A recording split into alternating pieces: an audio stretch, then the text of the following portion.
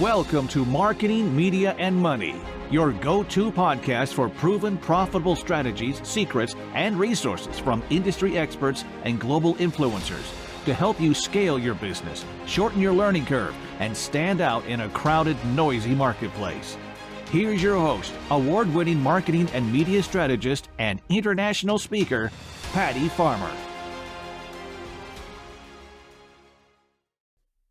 Hello, everyone, and welcome to this week's episode of the Marketing, Media, and Money podcast. And I am so excited because today, not only do we have somebody funny, interesting, a good community builder, but he's also famous. So let me share a little bit, because what we really are going to talk about today is what does it take to build a loyal following of 4.8 million, create a #1 New York Times bestseller, and redefine how we connect online. Well, today I have the pleasure to share with you Jonathan Graziano, a seasoned marketer, content creator, community builder, and pug father who has spent over a decade crafting social media strategies that resonate and inspire. And as the creative mind behind the viral sensation Noodle and the No Bones Day, he's proven how authentic storytelling can spark joy and drive meaningful engagement. And he brings a unique blend of humor, strategy, and heart to show you how to transform followers into a thriving community and leverage those connections to grow your business authentically. So, Jonathan, thank you so much for being here with me today. Oh my gosh, thank you, Patty. I'm so happy to be here. I love that. With so many nice things were said, and I'm so grateful. I love the opportunities that I've been given, and with how long I've known you and with the work that we do together, it's been a long time coming that we've done this. So I'm so grateful to be here. And again, to everyone listening here, like, you guys know how great Patty is. So I'm very happy to be a part of the fold. Oh, so great. So let's just jump in, because I know everybody's going, wow, 4.8 million, right? So let's start there. So you built a following of over 4.8 million people across social media. So what's the first step creators or businesses should take when they're trying to build a loyal online community from scratch? And how can they ensure that their message really resonates? Because I think it's really all about the messaging, right? Absolutely. And what it really boils down to is intention. I think it's really important, because people on social media, especially when you think about yourself, like when I'm on social media, what do I go on Instagram to do? What do I go on TikTok to do? And what gets my attention? Like, what is the kind of thing that makes me care about the content put in front of me? So I would say the very first thing, if you're starting from scratch, if you're absolutely, but you are a business, so I'm assuming you have an audience, you know who your target market is, you have your product. So I think the most important thing that you can do on social, especially if you are a small business, if you've created your own product, or you're saying, like, I'm satisfying a niche that other people don't know about, it's you've got to share yourself authentically. And I understand if that sounds a little redundant. I understand if that's something that kind of a piece of advice that I feel like people are given often. But I think what a lot of people think is that means to follow trends that are popular and show up authentically, being like, oh, well, this is a viral meme and this is a viral format and I can do all these things and that's going to keep me in the fold. What it really boils down to is, like, it's people learning from and embracing other people. And with Noodle, particularly with my community and how I started to build what I built, was I just started sharing something I loved. I started sharing something I loved, and I started sharing some of the things that I learned along the way.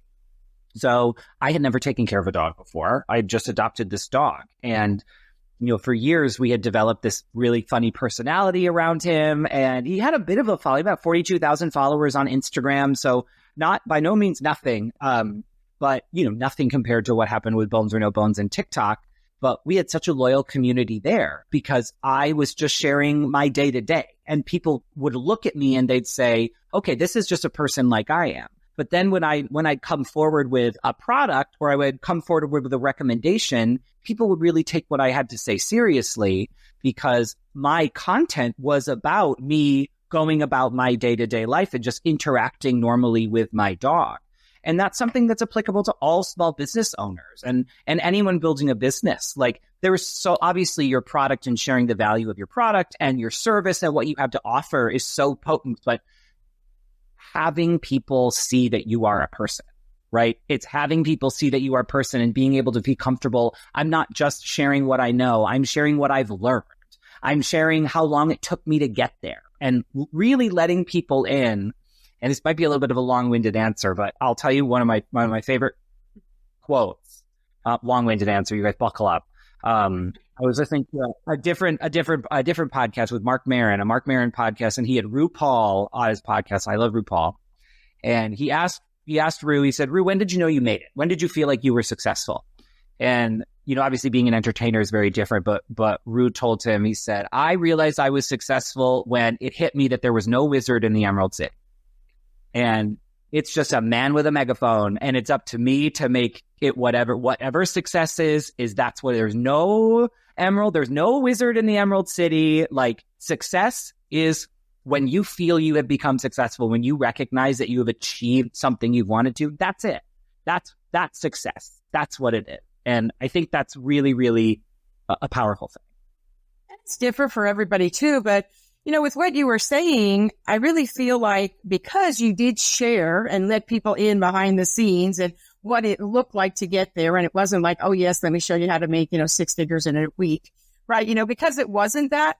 That's what makes people trust you. Exactly. Because that's what their life is like. They know that you don't just get from here to here and it's this straight line, right? Yeah. Especially if you're an entrepreneur. I mean, the life of an entrepreneur business owner is like meandering, and it goes here and it goes there. Exactly. And that resonates with people. Like, again, I was very fortunate because I earned a lot of the attention I did and the opportunities because I got to connect with people over my dog, right? It was my sweet little dog. So it's not, by no means is that a business, but I never set out to make money with this. I set out to build community and to see what showed up along the way. And businesses can go about that exact same thing, right? When you're creating content, it's about accessing community. It's about letting people see, like, oh no, these are people who are just, creating content because they want to provide value to my day. They want me to learn something. They're not doing a hard sell. But then a lot of times when you are a small business on social media and you're showing people the passion you have for what you do, and this is a lot of there's a very popular trend where people will share their price points, and they'll get a comment. Well, people say, I can't believe you charge $400 for a cake. How could you? Well, it's crazy. And then they'll create a video where they break down exactly, this is the full cost of production, this is my cost of labor, and this is my profit margin. And you see all the comments are people being like, thank you for sharing what it really looks like behind the scenes. And that kind of thing would work with any small business. And I think it really does make a lot of sense too, because I know that one of the pushback that I get sometimes that, my magazine and podcasts are marketing, media, and money. But in the magazine per se, I share every time a marketing, a media, and a money tip, right? Every single time. And the thing that people say to me all the time is like, Patty, we love the tips, but why are all the photos in the graphics children?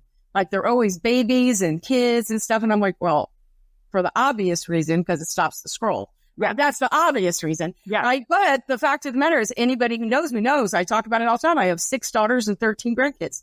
And my audience is mostly women. So the fact of the matter is they love them. So does everything have to be like this whole boring little, just have a marketing tip with a quote mark, right? No, it lets them into part of who I am and what's important to me. Yes. And I think love it.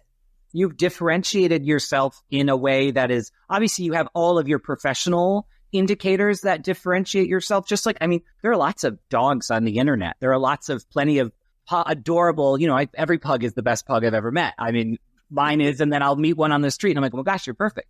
But what it really boiled down to is people just started to realize that, oh, he's not here to try and, he's not being inauthentic. He's selling a product. He's trying to sell a thing, but also this is him. He's not trying to change who he is to try and make this more believable. And that's what I love. That's what I think you've done so well as well. And when I see people who I think are successful, it's the people who I sit there and I go, I know who you are. I feel like I know what you're capable of as a business person. And I also know that you are someone who I could have a very honest conversation with because you've already shown me this little bit of truth about yourself. And, as we know, trust is something you can't buy. You can put as many dollars behind an ad as you want. You cannot buy trust. And community is fundamentally rooted in trust, right? It doesn't have to be a high stakes trust, but it's, I know I'm not going to get ridiculed. I know I'm going to be able to ask a comment. I'm going to be able to post a comment and I'm going to get a kind answer. I'm going to get a thoughtful response. And it is going to your website and sitting there and going, okay, first of all, people are going to ask me about babies. First and foremost, this could just be a red herring and people want to know more about that. And that's just fabulous. But then the fact that you can open that conversation and have that dialogue and sit there and go, oh, well, maybe the first 10 minutes of our conversation, we just talked about how much we love our grandkids. And then I felt so much more comfortable telling her about the real problems I was having, right? They weren't just a client and a business partner anymore. This was a real personal relationship. And it can be as simple as that. It can be as simple as that. I think so. And I think also, like when I think of all the things that I've ever had anybody say about me, probably the number one thing, and I think smart, beautiful, articulate, a comment. Besides those things. No, just besides those things, exactly. Besides those things. But the thing that I hear that I love and means the most to me, and I feel like this kind of resonates where we're going, is that when people say to me, you know what, Patty, when I hear you on the stage or I hear you on your podcast and then I meet you in person, you're exactly the same. Mm-hmm. And that's what we want, right? We want people to think this isn't like glamour shots back in the day when you meet somebody and, oh my gosh, there they were with the boa around their neck and exactly brand. Yeah. Mm-hmm. And that's where I feel like we're kind of in this really, almost like this, it's been around for less than 20 years, but it's almost like there's almost this kind of social media renaissance happening. And I think TikTok is one of the more contributing factors to that because people, just because of how emerging platforms work. But what it really boils down to is people know that that someone's filming content and posting it. Like there is, you know what I mean? The fourth wall is broken. We know that every brand page is run by people and we know that they have goals and that the goals are not necessarily dictated by, it's their KPIs. It's my content needs to be fun and engaging, but ultimately I got to try and sell something. Like ultimately the goal is sales. The goal is products. But what's really great about where social media is going and where I think so many people have so much opportunity, regardless of what kind of business you have, whether you work in consulting, whether you work in, I lost all thought of any other kind of job anyone could have. But when no, there are no other fields of employment anywhere. But when you show up and when you really let people see, like, there's a person here. There is someone on the other side of it, and we're not going to pretend anymore. I can film something on my phone. It doesn't have to be in 4K. I don't have to have a script written. It can be a little off the cuff. People are much more attracted to people who are sitting there going, I'm showing up authentically because I can't show up any other way. You know what I mean? If I do this whole dog and pony and I make people think that I am this perfect articulate, and that's where I get a little bit of trouble sometimes, is all of the videos I have are like pretty positive and they're all, about helping people and encouraging people. They're silly, but the bones or no bones got to be very much about, emotion and I'm having a hard day and this little dog is helping. People keep, it was people thought I was so positive and that I was just this like beacon of optimism and hope. And that can be me sometimes, but like, oh my word, there were some days where I really was like, I don't know if I can post this right now because I don't feel this isn't how I'm feeling. And if someone catches me on that, that just breaks so much of this, trust that we built. That's really true because I think most people in life, they don't get to just show up like that because that's not what their life is like too. But it's almost like, when people feel like when they get on social media, it has to be like always this perfect thing. Yeah. I always like to say Facebook money is like monopoly money, right? And all of these things. But the fact of the matter is people are going to relate a lot more to you because they have those bad days too. And they're asking themselves, should I not show up? So sometimes when somebody shows up, you know how sometimes somebody will do like that mini rant or whatever, they'll say, oh, they'll be vulnerable or whatever. Yeah. Now, I don't think that should be a marketing strategy, but if it's real and authentic, there are times that just really is how it is. And people want to know, oh my gosh, like I don't have to be this perfect, only have something to say when it can be polished and beautiful and all that stuff. Because that's not real. That's not life. No, that's not how you are in an everyday conversation. What you said, people see you and they say, they're surprised that you are how you show up on social media. And that alone is very interesting. The idea that the automatic assumption is that there is this barrier to who you are, right? There's this inaccessibility. And that's something that you have to work against. That's something you almost have to work against and sort of dispel, right? And this idea of like, I love this idea that people think they have these optics of like, oh, we want Patty Farmer to come and speak at this and we want her to run all these things. But how nice when you can still have a one-on-one conversation with people and they're surprised and then they relax so quickly when they're just like, oh, I am talking to another human being. They have all this going for them, but first and foremost, they are another person. And that's the fundamentals of community. And that's what I love to follow. Even when I like to follow brands on social media, even when I know they're trying to sell to me, if I'm looking at content and I sit there and I go, these people are just they're trying to do something. They're trying to make this work. There's a lot of noise. They love this product they have and they're really, really going for it. That always resonates.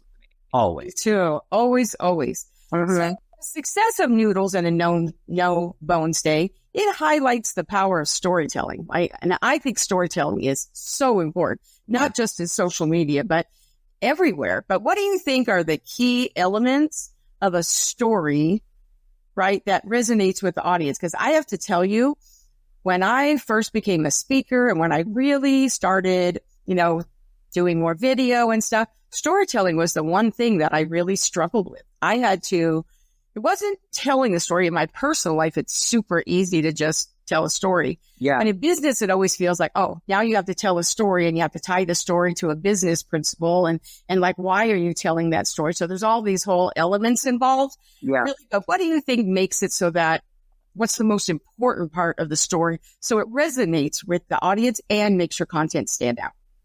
I don't mean to it's emotion. I think it's emotion.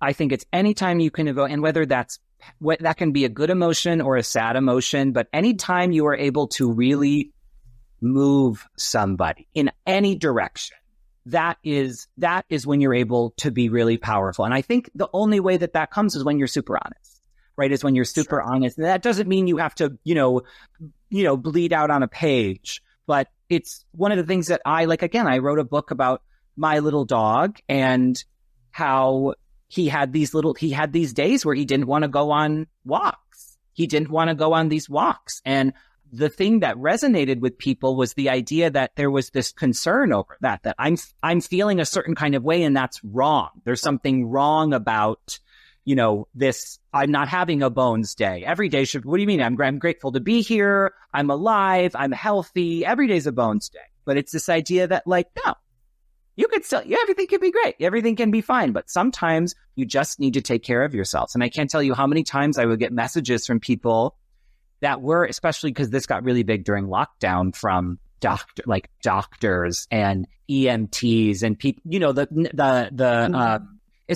true essential work, teachers and people who would just say, I'll never forget. There was one time this woman sent me a message. She said, my 80-year-old mother has been feeling very sick lately, but she saw that Noodle had a bones day today and she wanted to go on a walk.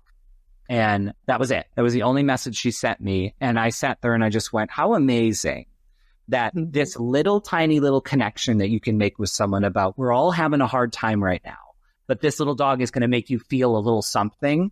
That's the most powerful. I think if you can figure out a way to make that happen, that is the most powerful thing. The easiest way to make that connection, the easiest way to do that is through emotion.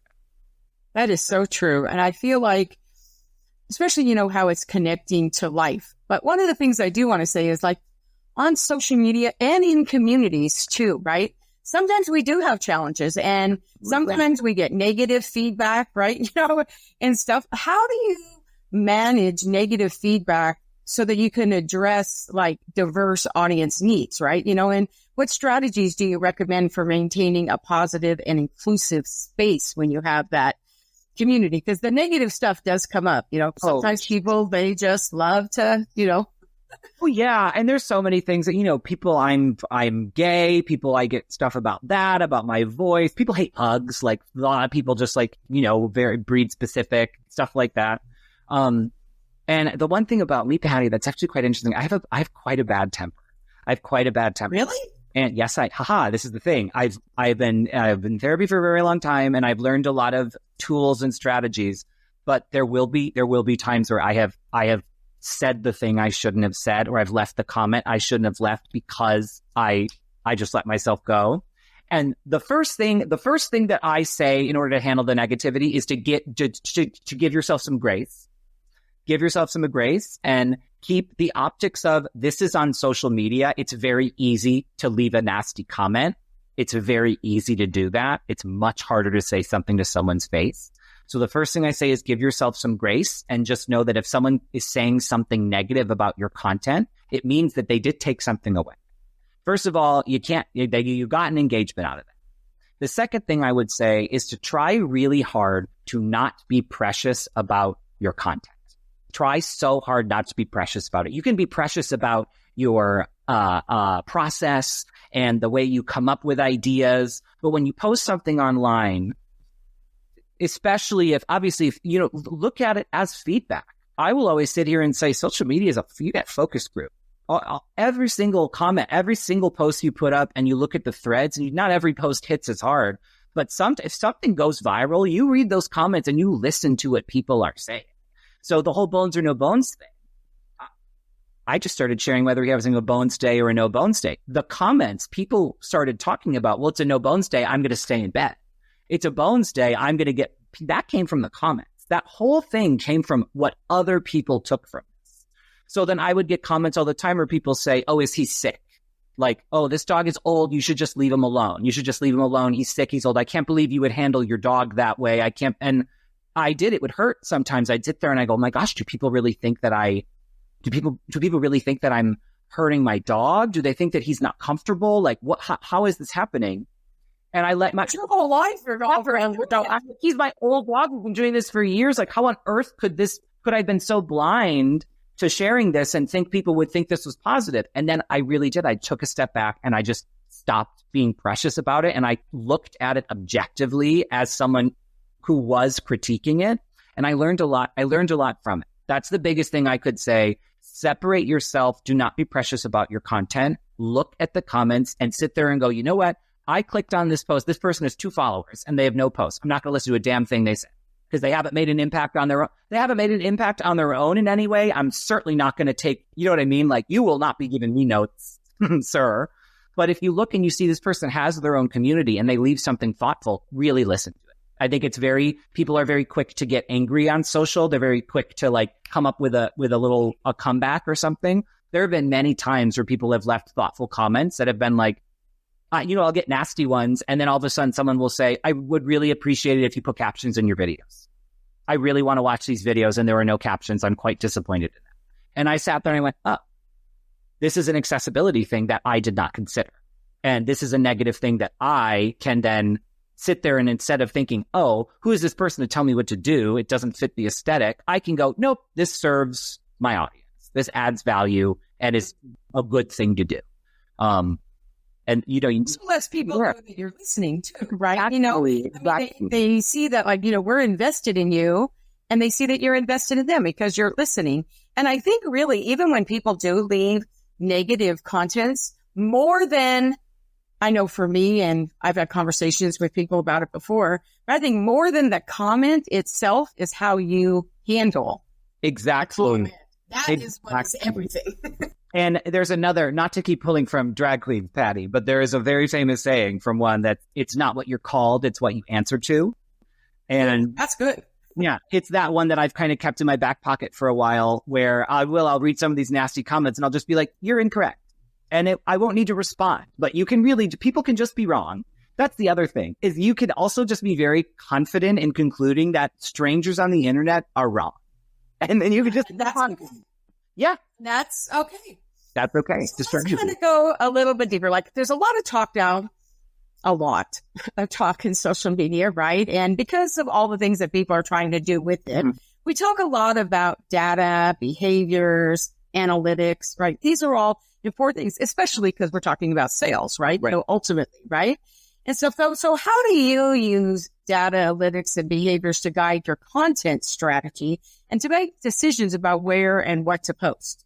So one of my favorite things to do is, and this is something important for everyone to know, each social media platform has a native analytics function.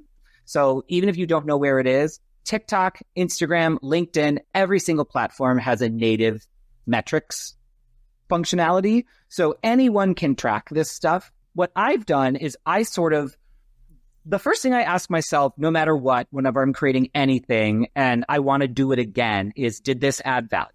Even if I'm doing a brand post and I'm sitting here going, my audience is I have kids following this and I'm doing a sponsorship for a hotel. Like they're not booking a hotel. But I sit there and I go, is this piece of content valuable? If you are not looking to buy something, is this still valuable to you? That is the first thing I will do with any piece of content. And after I've done that, and I think that post has kind of crossed that threshold, the metrics I will look for, comments are great. I will look for shares. I will look for saves.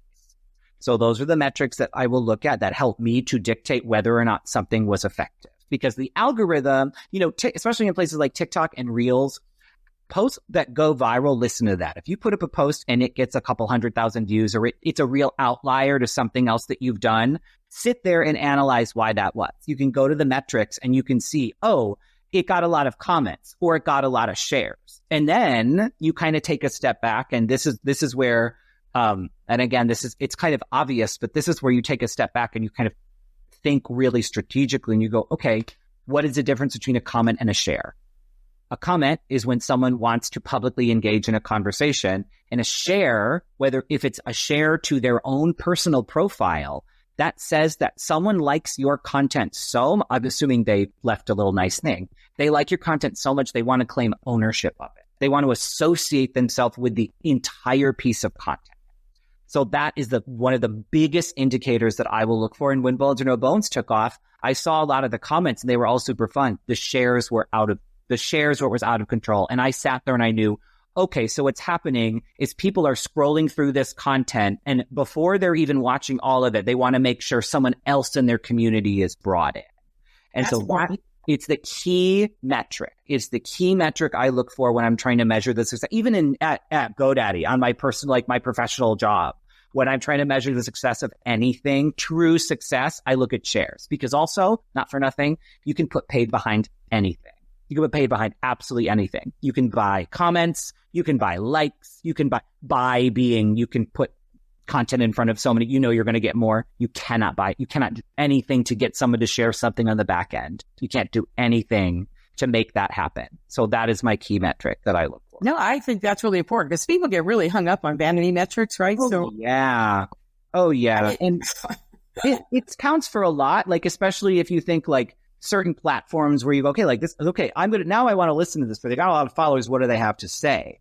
And that's where you have to sit there and go, okay, if I have a bunch of followers, but I'm getting if I've got millions of followers and I'm getting 5 comments on my posts, what are the optics of that, right? What are the actual optics of that? And then if that's the case, you have to stand back and really, again, look at this value prop and go, well, what am I sharing? And it's clearly not resonating with the people who follow me. Why is that? And then you look at the metrics and you can see.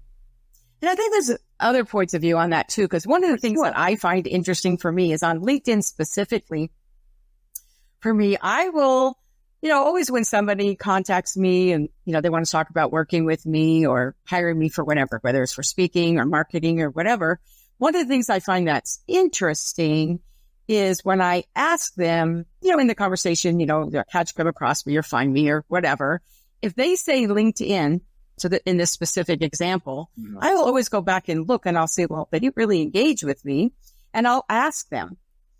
And here's one of the things, and it says a lot about what's happening right now. Yeah. And what they say is that they're finding that on social media, until they've made their decision whether they want to hire you or at least have a conversation, they don't want to engage with you because they have so many people reach out to them to start selling them. So until they make their decision. So what I have found is a lot of times people will hire me, they'll work with me, and then they're engaging all over my stuff. But then they'll tell me that they were following me for months and months before that. and didn't engage, they silently stopped you, so to speak, to see if you were that person. Absolutely. And so I find that so interesting, right? To find out that, so you never really know whether even people who aren't engaging with you are watching and paying attention. Exactly. Sure. Well, think about it. You have a competitor on social media and you're both posting great content. It looks fabulous. It's well done. One of you is responding to comments and one of you is not. Who are you going to go with? If everything else is the same, what is the big differentiation? And that's, again, one of the things about GoDaddy and what makes me so proud to work here is like the customer care. It is a fundamental piece that is baked into everything that you do. And that's a gospel that I followed before I even worked here. My first job out of college, when everything started to get really big with Noodle and everything, it was the idea of like, I can reap the benefits of this, but I must not lose sight of who I am catering to and why this is happening. And speaking of that, I think I read somewhere or heard it somewhere that when you were first starting out, you actually worked for Gary Vee, right? I did. My first job out of college was at VaynerMedia in 2013. My very first job. And that actually, so much of what I implement in my strategy in social is what I've learned at VaynerMedia. He had some absolute, he's an absolute, he's a bull. And he's continued to do so much and never stop. But he always had there was this one saying written on the wall right when I walked into work, and it said, content is king, context is God. And that is something that is like the scripture that I live by. And it's so important to remember if you're doing anything on social, especially if you're trying to jump on like a piece of real-time content or something that's trending. A lot of times people will do that without knowing the context. And if you do that and the context is not in your favor, you have just opened yourself up to be on the very wrong side of a viral social media trend. I'll never forget. It was DiGiorno pizza. It was there was a hashtag why I stayed. It was during Domestic Violence Awareness Week, and people were sharing, survivors were sharing why they stayed, right? It was to break that stigma of we'll just leave. And DiGiorno, their social media person, did not check the context, and they posted hashtag why I stayed because he had DiGiorno. And it absolutely blew up. And they got so much flack for it. And again, you sit there and you go, this was obviously like, I can't imagine there was nefarious thinking behind that, but it's social media. That doesn't matter. You could become, you are the fodder of the day. You're the fodder of the day. But sometimes people have used it really positively. I remember years ago that when the blackout happened at a Super Bowl, when that blackout happened at Super Bowl? And that's Oreo, right? Sit down Oreo in the dark. I was like, oh my gosh, that was like so good. And when that airline that time, they had to pull somebody off the plane for something. And then their social media person got on there without mentioning any names and actually said, oh, we beat up on prices, not our customers. I mean, you gotta admit, like these people know how to use it really well. It's newsjacking at its best. Absolutely. And it's also like it's leveraging, it's taking something that is already happening, right? It's as if you're like, I don't have to make an ad talking about how I'm better than my competitors. I can use this news story and just be like, wow, this is crazy. Like this. And it's even just recognizing like the big thing about Oreo. And that was I think that was probably the first. I think that is the Rosetta Stone of like viral content marketing. It was like, it's the cost. It costs them nothing to do that. You think of the impressions. We're talking about it. How many years later we're talking about this? How many years later? It costs them pennies to create that content. But it was a way for a cookie company, a corporate cookie company, to become an integral part of the most popular conversation happening throughout the entire year, simply because they sat there and they went, well, everyone's thinking about this. And that's it. That was it. They just knew this is what everyone is thinking about, and we're going to jump on that. And, whether it's, again, when it goes to sales, if you're thinking of how to sell through your business, thinking of how to bring in clients, it's such a good idea to jump in on real-time content and participate in these moments, right? You don't have to, and this is the thing I think a lot of people also think is they think I have to be a Gary Vee, right? I have to be someone who is able to just be on camera and share my knowledge and be like, you don't. You can learn from that, and you can love that kind of person and that kind of personality. And you can be someone who likes to create content that's just voiceover stuff. That's just, like, you don't have to, I think people a lot of times, they really do. They think they have to be this extroverted certain kind of person to create social content. And that's just not the case. It's really, really not. I love really, that's kind of like paying attention to what's happened. I remember like about a year and a half ago, it was the last set of hurricanes in Florida, not these recent ones, but the ones before. And, I think one of the things that people forget is, we hear the journalists say the same thing over and over. People complain, oh my gosh, why don't they have anything new to say? They're saying the same thing. Well, they would love to have something new to say if somebody would give them something new to say. Exactly. And I remember watching this one time, this newscaster was talking and she was saying about how, people should be prepared for the emergency. If you live in Florida, they have hurricanes all the time. What's the prep that they do in hurricanes? So they know if they have to evacuate or what do they have to do? What is the emergency prep that they do? And they were talking about it. And I was listening and I was like, oh my gosh. And I called my client up who was a financial advisor. And I said, oh, listen, we're going to jump all over this. And she's like, what does being a financial advisor have to do with a hurricane? I said, well, I don't know. Do you teach your clients that they should always be prepared for emergencies, with their money? Like, because you never know when something's going to happen. And she said, oh, no, I talk about that all the time. I'm like, great. So I literally started pitching that, tied it into that stuff. I got her all the way to Capitol Hill. She was like all over TV and everything with that. Those two things seemed like they didn't have anything to do with each other, but in reality, they actually did. Absolutely. Absolutely. And then again, and it wasn't that I had to do, it's the power of social media, right? It's an idea of like, I don't have to do this huge, I can do it on my own. I, Patty Farmer, am recognizing this. And I am going to help. I see this message. I'm connecting the dots and I can make this happen. And I can now start sharing this story or perpetuating this story because I know that it resonates with people. Because I know it's what people are thinking about. I know it's what people are worried about. And I have a solution. And the thing about that, Patty, that's so great is you didn't say, I want someone to go and have a great 2-minute sales pitch on them purchasing this awesome new package we've created for them. We're going to educate them on the necessity of this. And then they're just going to know they have to buy this. And what's great about that is the sale was the value prop. All we did was tell you the value of this thing. And you yourself decided you need it because it's so obvious that you do. That's such an important way to go about introducing your content, your story, your product, your service to people. I think that's such an important thing to shout out and to recognize, Patty, to really have taken advantage of that was so smart. Oh, thank you so much. Smart. Another stroke of humor. You're so funny. So social media algorithms, right? And trends, right? They change all the time, right? And so people are so worried about that. But how do you stay ahead of the changes, but you want to make sure that your content stays authentic and true to your voice, right? But we do have all of those algorithms and trends. Like, how much should we be paying attention to them? Really? Totally. How important is it really? So that's a really good question. So it's important.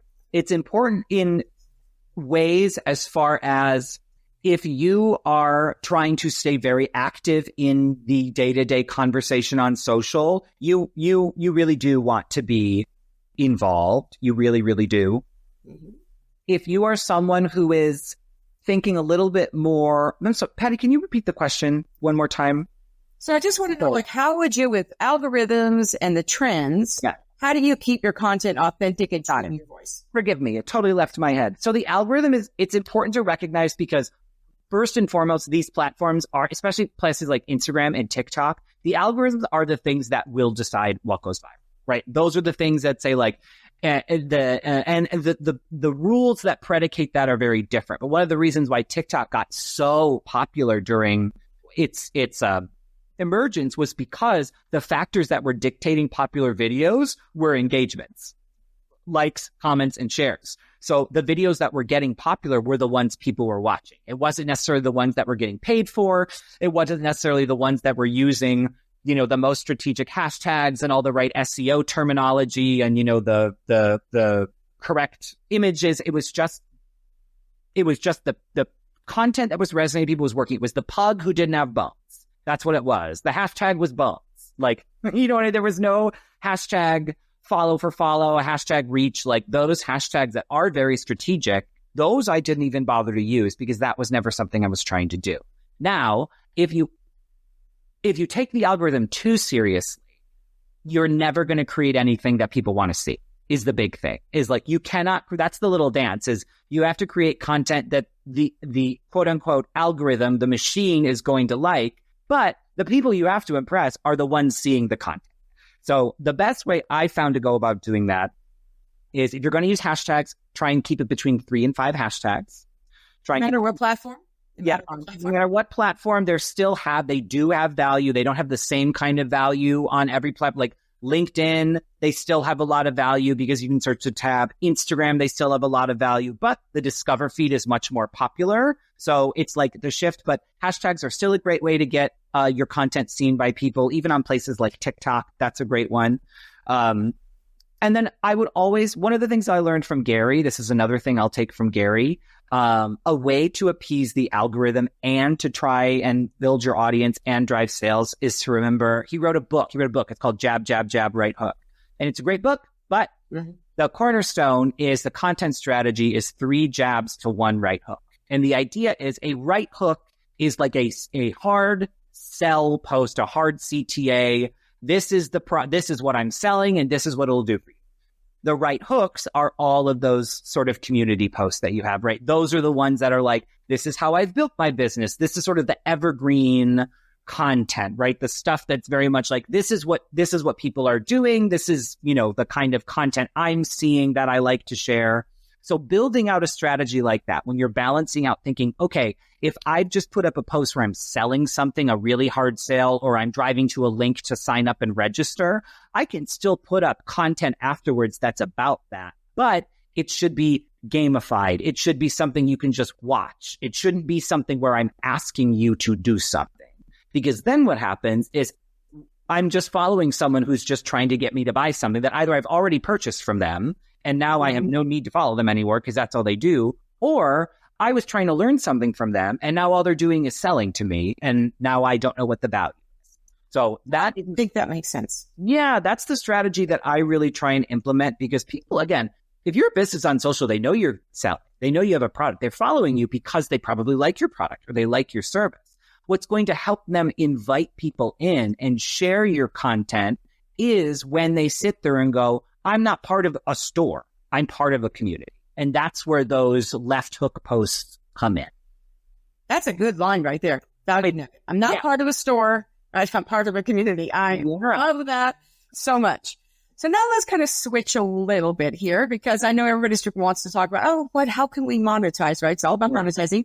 Not all about monetizing, but a lot of times they want to know, right? But I also think that while it's important to know what to do, it's also important to know what not to do. So you get a lot of value, and we just kind of touched on that.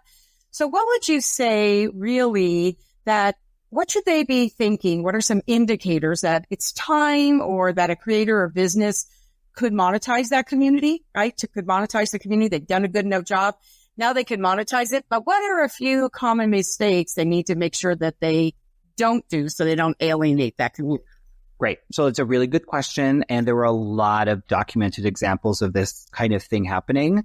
And this is something I was really keen about with like the Noodle Book and the merch was we were a very popular big shiny thing. One of the big things people will do, especially if they get kind of viral or their product or their service gets a lot of attention, they'll set the price point wrong. So the biggest thing you can do is remember, like, people are not walking into a store, right? If I am in a Gucci, we know how much stuff costs in this store. The assumption is that if you are going to shop in this store, you can afford the thing that they're buying. You can afford the things that they're selling. Social media is very different, right? You could be posting about a product that people can't afford or people don't need that gets right in front of them. But the problem is you sit there and you're like, okay, there was this one perfect example of a TikToker who got really, really popular and did she wonderful cook, lots of great. She did a partnership with a company and created a tote bag for, like, she always went to the farmer's market. The tote bag was $120. It was $120. It was like a tote bag. It was a canvas tote bag. Like, there was nothing particularly special about it, but this person got really popular. This person had they had a lot of businesses reach out and say, hey, we think we can make a lot of money off of this, or this is a nice product. This is aspirational. People forget a lot of like, this is not where a lot of people are coming from. Like, I made a children's book. This book did not ever cost more than $20 ever. I knew for sure that like, obviously, it was Noodle, it was popular, but like, I am not going to isolate this audience by saying, hey, we put a lot of work into this and we know we can probably sell it for more. Like, no, it's making it accessible to people is an advertising element. It is a value proposition. You're going, I remember where I came from. Like, this is a dog who got viral. This is a dog who got viral, and I am not going to try and price for popularity. I'm going to price for longevity. And I think that's a really important thing that a lot of businesses can remember is obviously, the value of your product and your service. But if it boils down to you are getting comments from people who are saying, I would love to do this, but I can't afford X or I can't afford Y. Maybe sit there and think, okay, it's not that I have to break down my service. Maybe there's a lower tier of something that I offer. Maybe there's a way that I can scale out my business. Say, okay, if all of you need this one thing, but you're not ready to afford the full service, maybe there's a webinar I can start hosting, right? Maybe there is like a Patreon or something I can set up. Maybe there's some kind of purchasable way I can get them to, maybe it's a newsletter that I can get people to sign up for. So I think that's a really important thing to remember pricing. Never forget to engage with your community. That's another really big thing, especially with people because a lot of times it'll happen with like, they're called micro influencers. So there's definitely a level of followers. When you've got like 5 or 10K followers, it's been studied that when you are that small of a creator, but you have that many followers, your word is law. People believe those influencers are the ones who have the highest conversions because they're still really small and people feel like they're part of the beginning of something. When a creator gets really, really big or a business gets really, really big, it stops being yours. It stops being mine, right? My little thing that I found and discovered, and I was there from you from the start. Like, I'll get comments still on my TikTok that says, oh, I followed you during your BarkBox days. And I'll sit there and I'll go, oh, so you've known the entire iteration of Noodle's life and his journey. And knowing that these people who still get big, still get successful, still sell the products are able to sit there and respond to comments and be like, no, it's me. Like, I posted this. Like, I'm so glad that you love this product. Feel free to give out coupon codes, right? Engage with the community and really, really, really be, you can build an engagement doc around it, but like, this is where I am so adamant about breaking the fourth wall. Nobody is fooled into thinking that like, you can have the best customer service language in the world. You can have it like either I'm talking to a computer or I'm talking to someone who is writing to me from a script. I don't want either of those things. And having that kind of community, like people come and they say, oh, the book came. And sometimes what will happen in publishing is the cover will be upside down. So it'll just publish, the whole print will be upside down. And then people would comment that, and I would sit there and I would respond and say, oh my gosh, I can't believe that happened. Please let me know. And then from there, I saw 6 other people commented and said the same thing. And I was able to get all of their emails and wrap that up. And then what happened is all of those people commented on following videos and posted their own videos saying, thank you so much, Jonathan. I can't believe you were able to remedy this. And it wasn't that I did some fabulous heroic thing. I righted it wrong. But because I had this was so, this being listened, and I listened. Any company can do this. Any business can do this, no matter what size you are. If you are able to address those little things and help the optics of that, the earned value that you get from giving that time, it might not be direct sales, but the earned value you get from nurturing that community is immeasurable. And I think that people can get new followers from that too when people are watching. I remember one time, this major flower company my husband bought me flowers, right? My husband bought me flowers. And when I got them, they died the same day. Literally by that day, they died. And I was so mad. one of those things. Yeah, and I was so bored, and I got on social media. I didn't get really nasty. I just know that sometimes that's the best way to get attention because so many people now don't even put their phone numbers on their website for customer service, right? Mm-hmm. So I got on social media and I said, well, I love my flowers. They died like 4 hours after I got them. Didn't even make it to my anniversary. The flowers didn't even make it to my anniversary. Yeah. So that company literally 2 hours later said, oh, contact our customer service, blah, blah, blah, and we'll make it right. However, their competitor, sent live right on social media, said, oh, well, we would love to take care of that for you. Contact us. And they sent me 3 dozen roses. Yep. 3 dozen roses. Like, who do you think my husband orders flowers from now? Exactly. And what about all the other people that saw that too? They couldn't pay for something for that. Exactly. And even the idea that you posted about how their product something was wrong with it. And they said, oh, go through our customer. If you want this remedy, you're going to have to go through our customer service process. Instead of just saying, oh my gosh, how could we help? Let us replace this with you right away. This other company jumped in and they said, hey, we'd love your contact information so we can send this to you, but we're not going to try and make you go through a full formal process when it's something very clearly has gone wrong. The optics of that are so powerful. And to sit there and go, oh, the reason I'm returning to this company is not because they sent me 3 extra bouquets of flowers. It's because they took the initiative to care about me when I was posting about this issue that I had. And that, again, is the humanization of a brand. Financially, that probably didn't make a whole lot of sense for that company on the bottom line.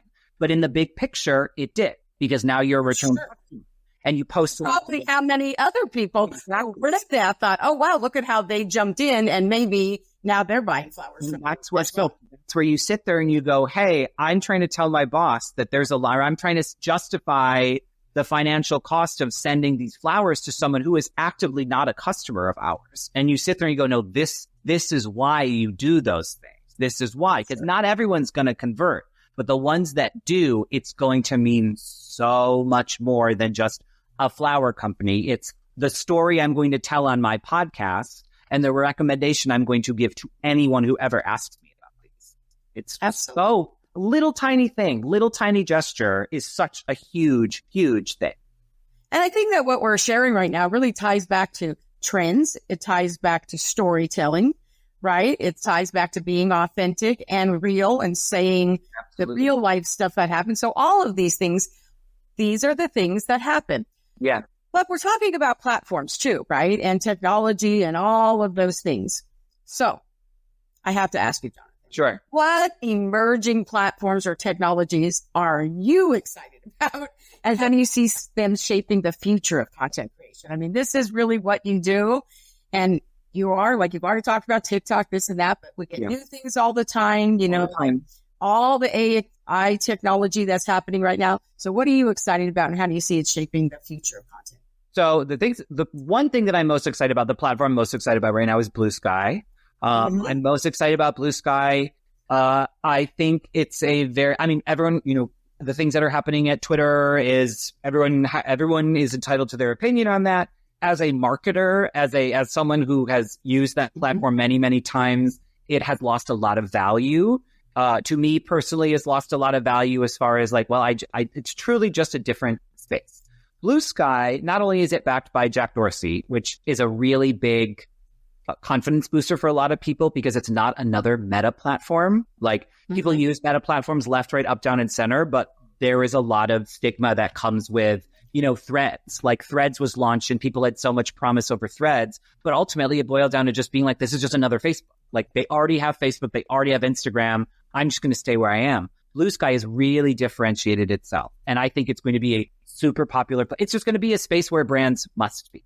It's going to be a place where brands must be because it's going to be where the real-time conversation is happening.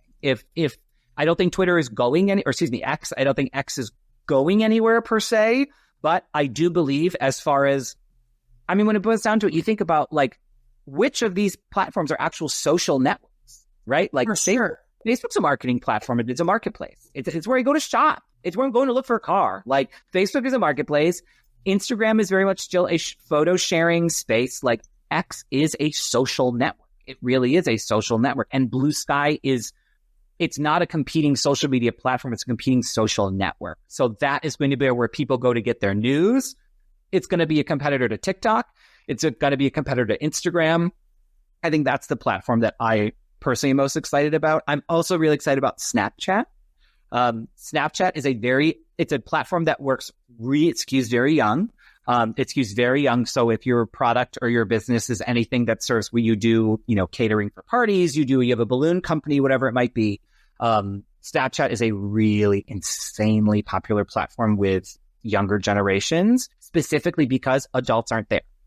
Like adults aren't there. Kind of makes sense. Exactly. But the brands that are there still hold that very sacred. And that is a wonderful space for people to be in when if they're trying to do like more nuanced sort of B2B marketing, that's a really great platform to build out. Blue Sky is the up and coming social platform. I would also highly recommend people continue to share content on TikTok, Instagram Reels, and YouTube Shorts. YouTube's not really a social media platform. It's a media platform, but Google has done a lot to try and begin competing with TikTok and Instagram with Reels and that kind of short form video function and their editing functionalities, which is what people like most about them. YouTube Shorts is going to be emerging. It's YouTube, but that's going to become a very popular format on the platform. It already is. It's a great way to take long form content and then also kind of these platforms are really good, TikTok, Instagram Reels, because you can take like longer form videos that you've made and you can splice them up into bite-sized pieces of content. So you can like, again, if you give a speech, right, you can sit there and go, no, I'm going to record the whole 60 minutes of this and I'm going to take 5 really solid sound clips and I'm going to make the whole 5 pieces of content just from that. You can upload those individually as Reels. But yeah, if you don't have a Blue Sky account yet, you don't have to be active on it right away. Secure your handle as soon as you can.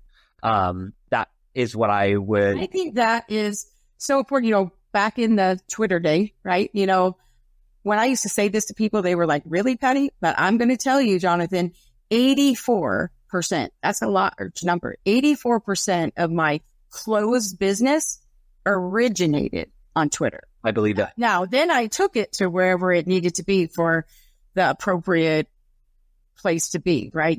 But it originated on Twitter and stuff. So you're right. I think Blue Sky is going to be like the thing. And I am really, really excited about it. So I agree with you.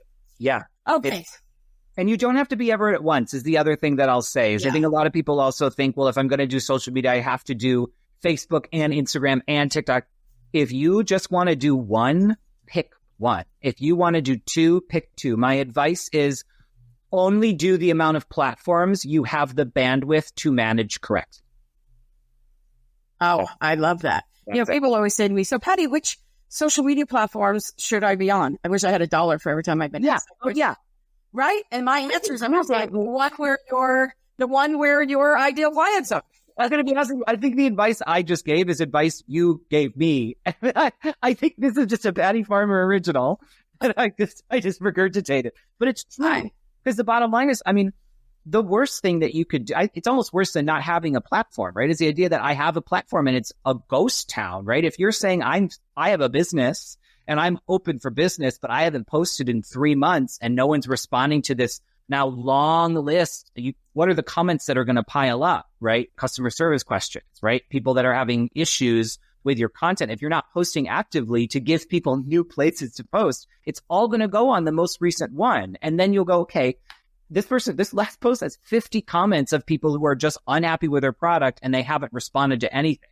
I don't care how active their call center is. I don't believe it. I totally agree with you. It's kind of like, they have this cliche that says, oh, build it and they will come. Yeah. My answer to that is, but first I have to know you built it, right? Exactly. You got to market it. For sure. Okay, Jonathan. So here's what I want to know. What? I think I want to know of all of this. This has been the most amazing conversation. All right, let's talk about that. Oh, I love it. What's the most valuable lesson you've learned as a content creator that you wish that you'd known when you first started?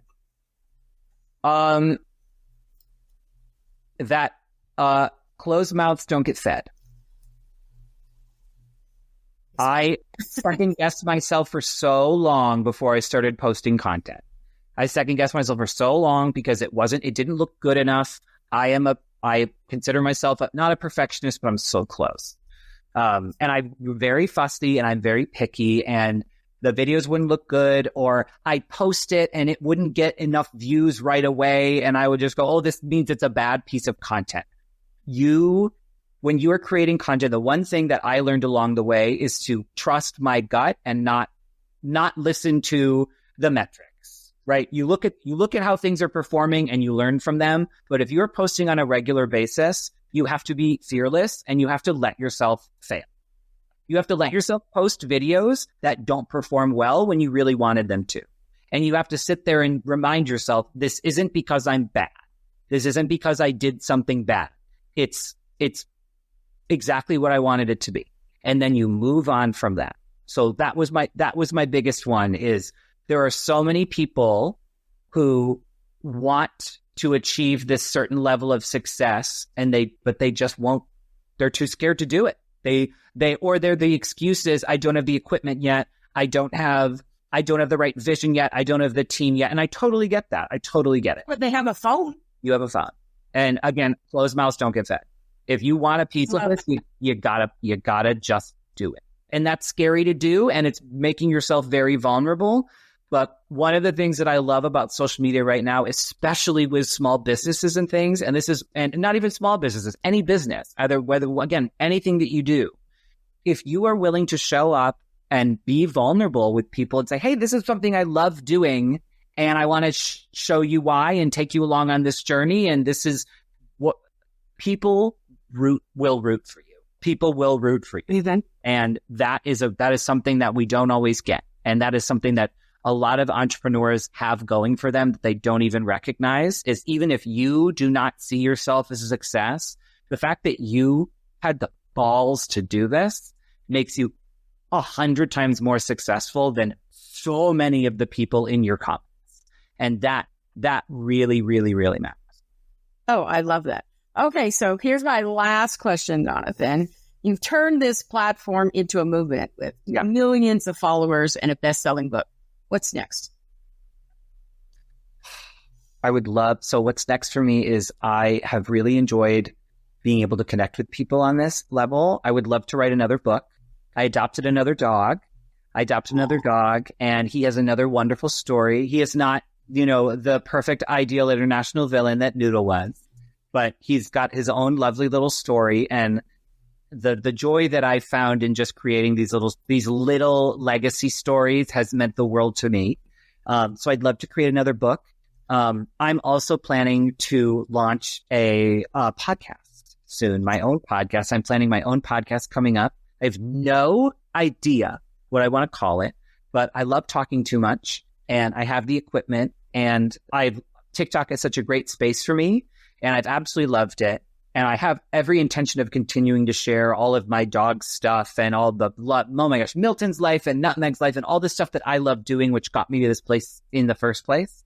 But I'm finding that one of the things I really want to do is push myself to bet more on me. I rely on the dog a lot, and I sit there and I do a lot of like, oh, but people only want to see him. And it's like, that's possible, but you also... Not probable. Yeah, but you want to create this other stuff. You want to create this other stuff, and you are the only one who can give yourself permission to do it. And it's amazing how I can have all of this success in this way, but I'm still nervous to launch this podcast because I'm like, who's going to care? Who's going to care? Who's going to listen to this? Isn't even going to be successful? What's the point of doing this? How many, it's all... Every person who's ever started a podcast thinks those same exact things. Exactly.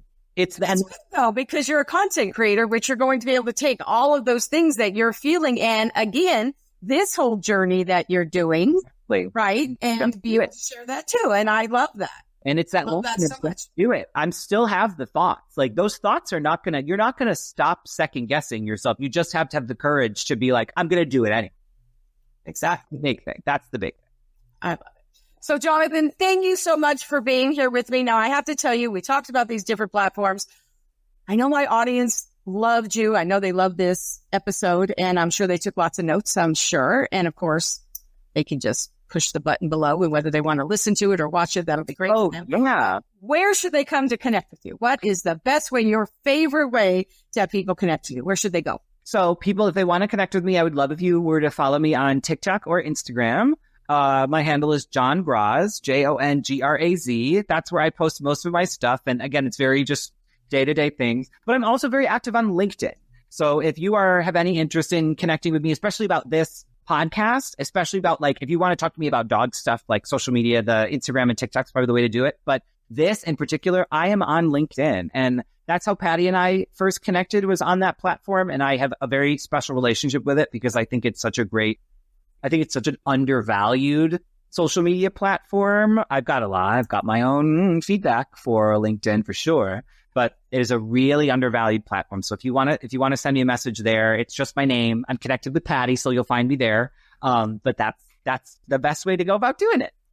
That is awesome. So again, thank you so much, Jonathan, for being here with me. It was an absolute pleasure. This has been just phenomenal. Anytime. It was such a joy. Thank you for having me. Thank you for having me as a part of your community. I so appreciate everyone who's listened to this point, and anyone who's, again, the support that I've gotten from all of this is the only reason why I'm where I am. And you are a big part of that. I so appreciate that. Thank you so much. So for my audience, if you enjoyed today's episode, please like, subscribe, and review it on your favorite listening platform.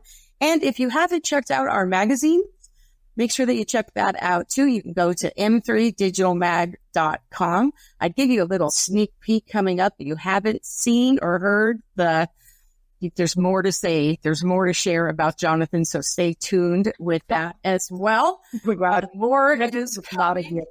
Brevity is just not a gift I was born with, Patty. There you go. So thank you so much. You all have a wonderful week. We'll talk again next. Bye. Thank you. Thank you for joining us today on the Marketing, Media, and Money podcast. To shorten your learning curve even more, make sure to grab your free copy of the Marketing, Media, and Money magazine at m3magazine.com. That's M3magazine.com. I promise your business will thank you.